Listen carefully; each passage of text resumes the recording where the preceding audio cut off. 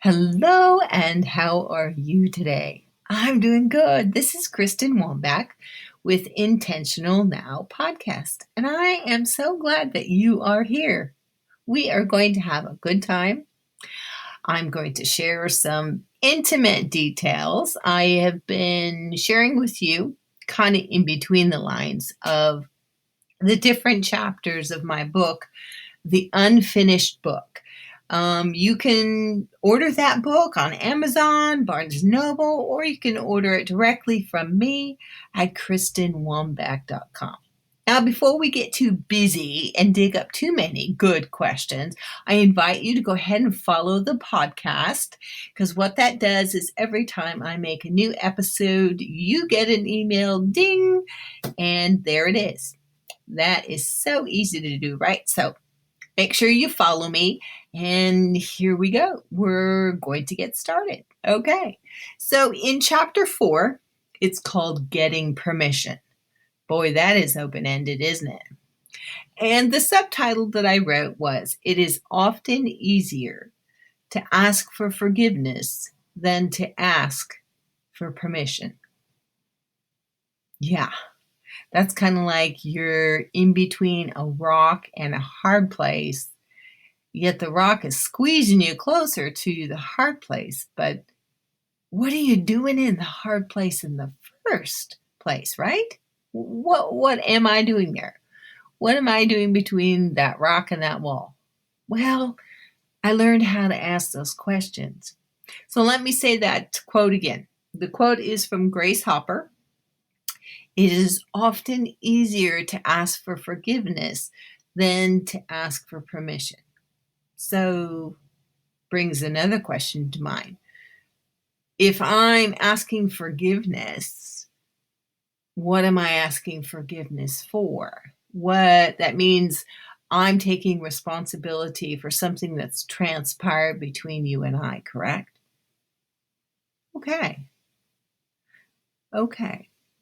All right, I'm going to read this paragraph here because we're going to set this up just a bit, and then we're going to ask some great questions, okay? Page 58. You ready? Okay. Like you, I love the church in both heaven and earth. I love gathering. I love worship and miracles and healings, growing, praying, communion, prophetic words, fellowship, conferences, revivals, bawling and snotting and getting undone together at the altar. Oh, I love that. Also, to include how heaven is jointly responding. Yeah, heaven responds with angels, beings, realms, cloud of witnesses, supernatural manifestations, the men in white linen. Please forgive me if I ruffled your feathers. I too usually read books that stir up truth. I prefer an awakening and a stretching. Do you? I always prefer an awakening and a stretching. Transition and transformation bring forth fruit that would not come forth without different elements present. Can I say that again? Okay. Transition and transformation bring forth fruit that would not come forth without different elements present. Some friction is needed to create change. Yeah. Even an oyster needs sand on the inside to create a beautiful pearl. But I always found it interesting that a real pearl actually has a gritty residue on the outside. Okay, I'm going to keep reading. Again, it's easier to ask for forgiveness than permission. I spent years asking for permission, staying in order. That's what it was expected of me. You always ask permission. This same mindset also was woven into my relationship with God. I was working to get his permission. It was an orphan spirit, if you just want to put a label to it. I was searching for something that looked like me, that is only found in the yes, yes, and amen of him. Boy, have you ever searched for something that looked like you? because you just want to know yourself. You want to know that Jesus in you. I kept asking for permission. I thought that asking for permission, like in church, because that's what you're supposed to do, because there's leaders and there's overseers and you're under, right? Well, no, we're not. Those are just structures that man made, and it's not necessarily what we were supposed to place ourselves within. So I'm going to keep talking and presenting a few questions, and we'll chew on them a bit, okay? So let me ask you this.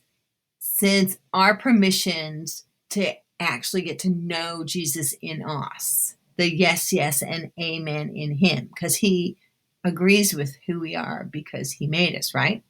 So I'm going to ask a question. Does your experience in and of God give you the green light that you are confident in?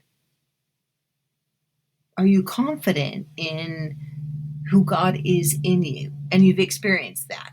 It's not just a Bible verse that is written, but it lives inside of you.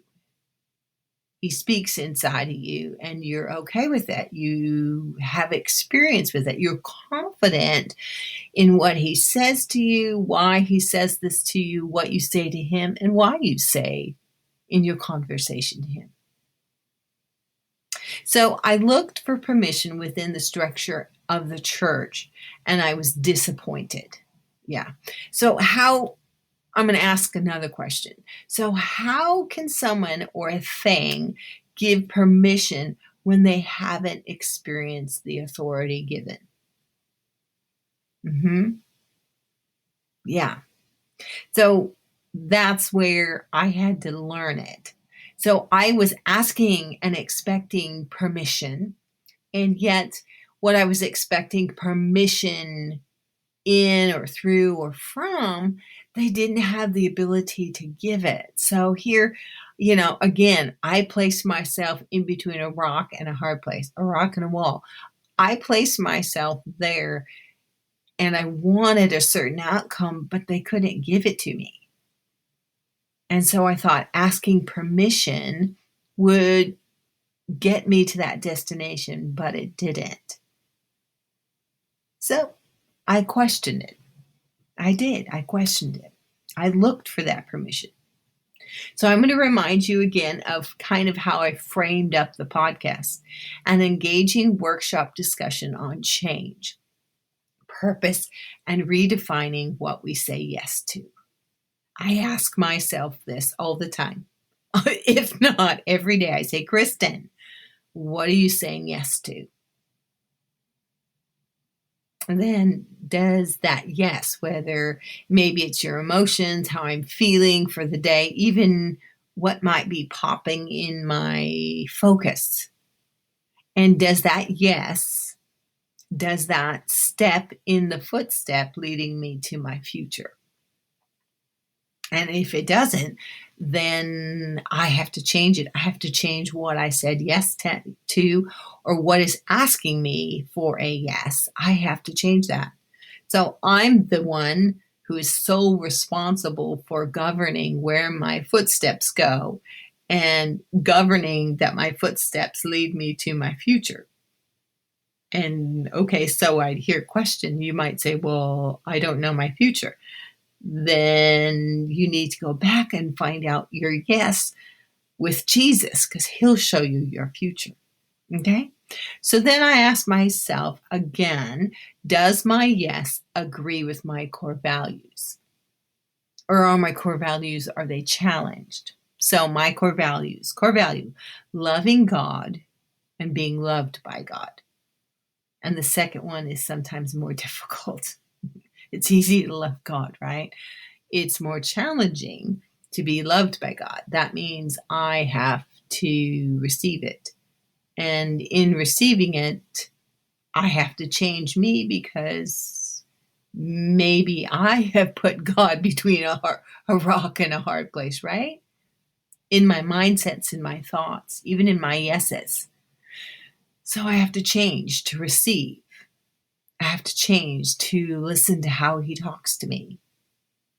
Okay, continuing on. So being loved by God, core value, loving myself and taking care of myself. Yeah, that one's been challenged probably the most, right?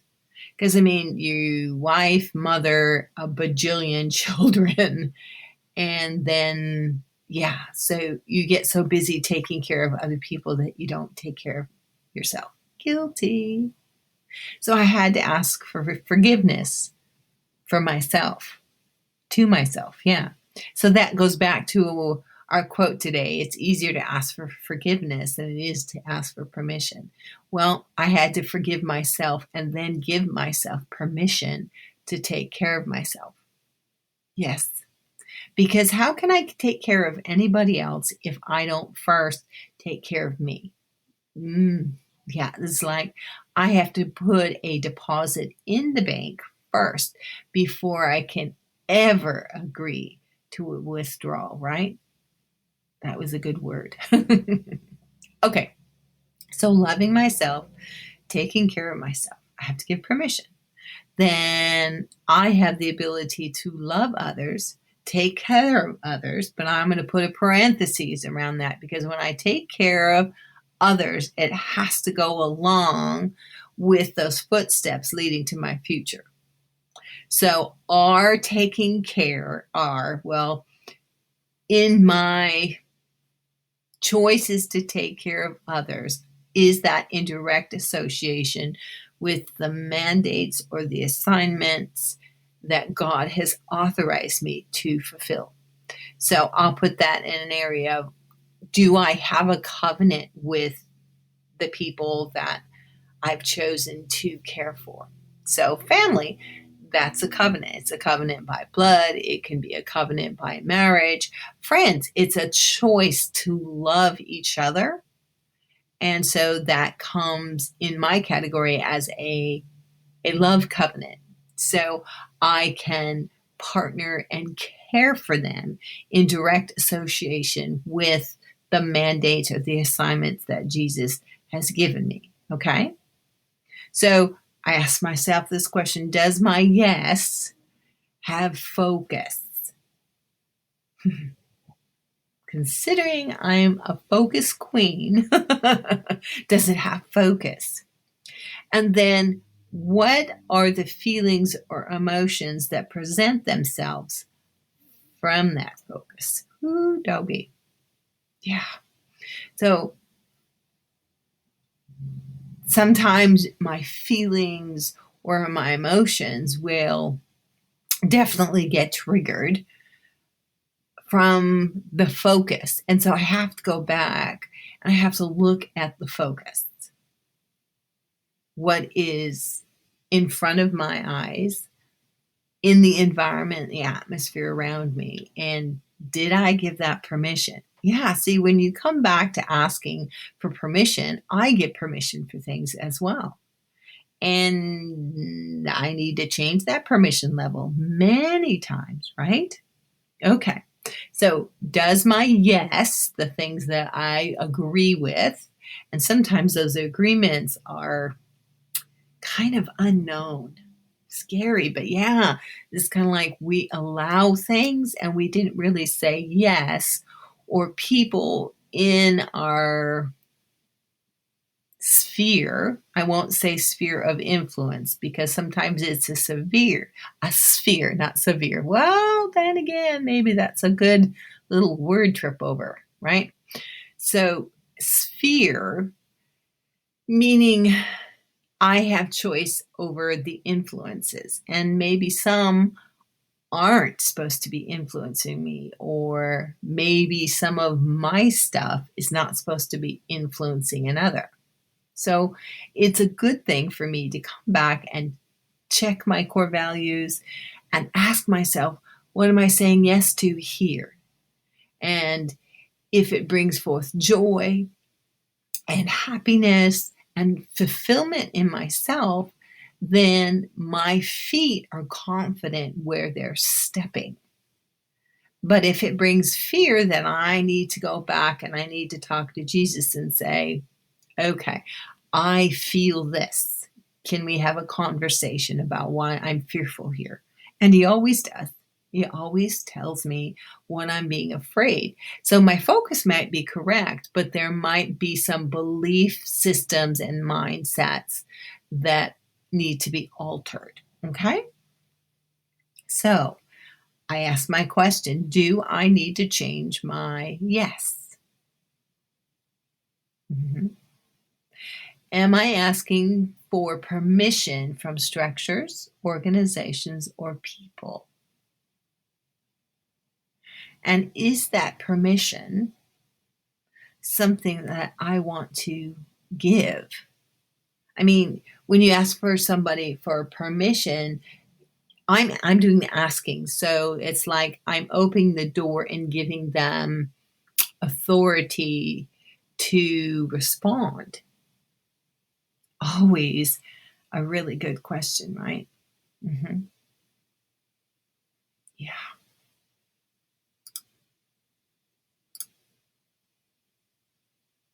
One of my favorite transformational stories happens in this chapter. I share with the reader my trip over to Korea with my brother, who was stationed there with his family. And I don't want to tell you all the good things because not that you can't find those good things or hear the good things, but sometimes when you set aside the time to actually read something, you're making a trade from your time to sit and be quiet and to listen and learn and explore.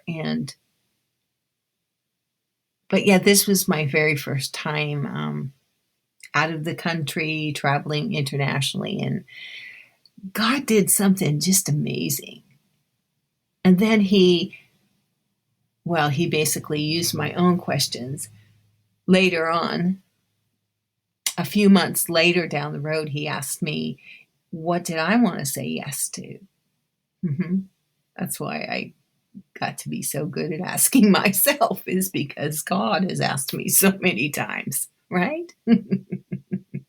Okay. Well, moving on. So I reran across this quote today that stopped me, got me to ask the questions again. It's by Ralph Waldo Emerson. Go where there is no path and leave a trail. Mm-hmm. So that was kind of a question that I asked the church. I kept asking them for spiritual things because I was encountering spiritual things, yet they'd never been there. There was no path that they had experienced to follow. And then I expected them that they would have a trail. Again. So I was asking for permission for something that they couldn't give. Gosh, it was difficult. And I had to really stretch myself. And did I get comfortable with being in between a rock and a hard place? No, but it definitely did squeeze really good relational questions between me and the Lord so that I could actually move out of that spot, but I could actually look at it. So, what would it look like if we actually moved out between a rock and a hard place and looked at it? That place where the rock and the hard place actually kiss each other.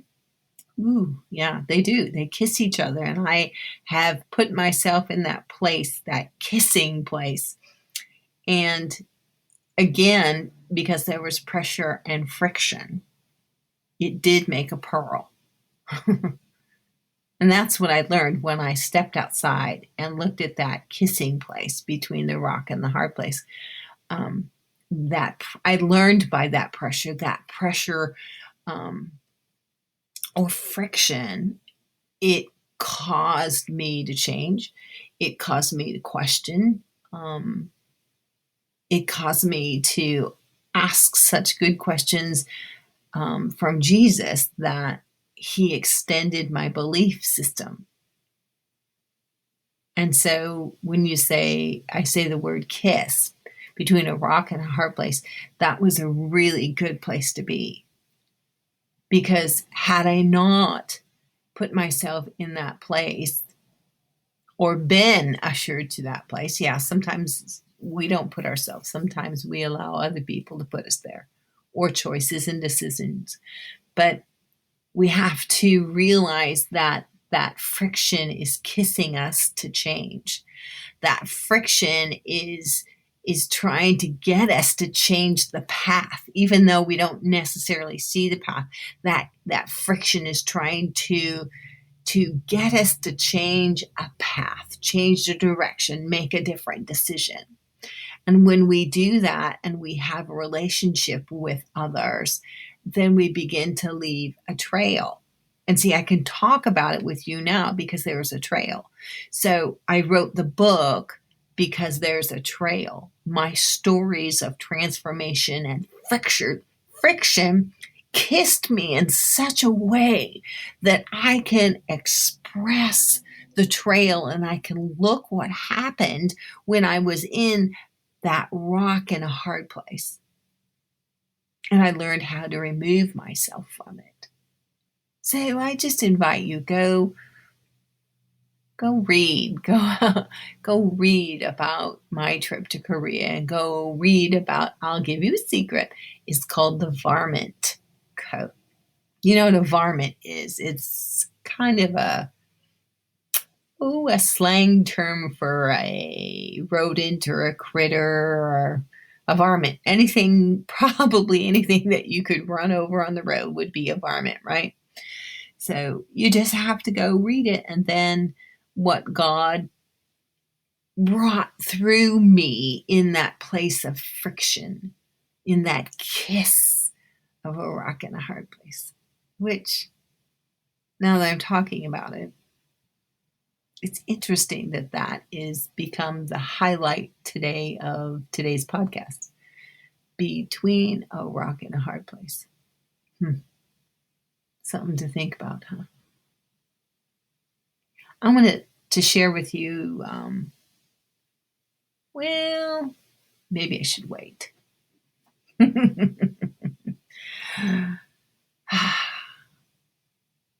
No, I'm going to share with you. I'm going to share about another rock and a hard place, just real quick, from my journal notes this morning. So, I met for coffee with a dear friend yesterday. I hadn't seen her for about 6 years, and she lives on the mission field, so it's just not really convenient all the time, right? And so we were talking about church structure, and there's something that she said. She said that they were following a structure that was said 2,000 years ago.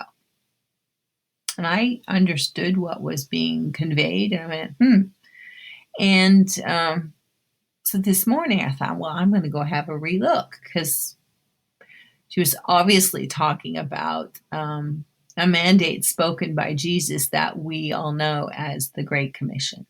And I'm not going to share all my journal notes from this morning, but I'm just going to share with you an interesting perspective of a rock and a hard place. Okay. So you can find that particular passage in Matthew 28. And where's the other one? Let me go check here. Matthew 28 and Mark 16. So go have a look under the Great Commission and go have a read and ask Jesus about that. But the one little place that I'm going to just highlight today. So this is Matthew 28, 2 and 4. So suddenly there was a great earthquake. For the angel of the Lord came down from heaven and rolled aside the stone, and he sat on it. His face shone like lightning, and his clothing was as white as snow. And the guards shook with fear when they saw him, and they fell into a dead faint. Then the angel spoke to the women. So you remember where we're at? Okay. He said, "Don't be afraid. I know you're looking for Jesus who was crucified, and he isn't here. He is risen from the dead, just as he said would happen. Come see where his body was lying. And now go quickly and tell his disciples that he has risen from the dead, and he's going ahead of you to Galilee. You will see him there. Remember what I've told you." So I'm going to again, this is a rock between a rock and a hard place, right? So we have a stone rolling away, right? But why did the stone roll away? Why did the angel come and remove the stone and then sit on the stone? He certainly didn't remove the stone so Jesus could walk out. No. He removed the stone so that they could see. So the Marys that came to visit the tomb could see that he no longer was lying there. That's something to think about, isn't it? Mm-hmm.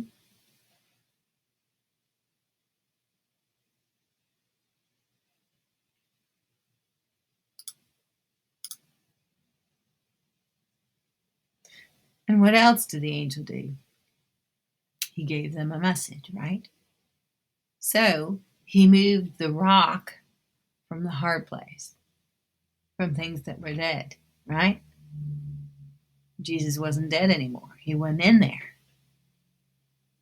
But he opened it up so people could see and witness that he wasn't in there.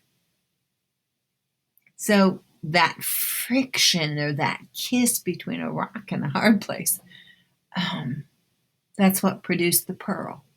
That's what opened the door of great price, right? I think I'm going to leave it there. I think that's a good place to leave it, right? It's always good to leave a question out there for us to chew on, to think about.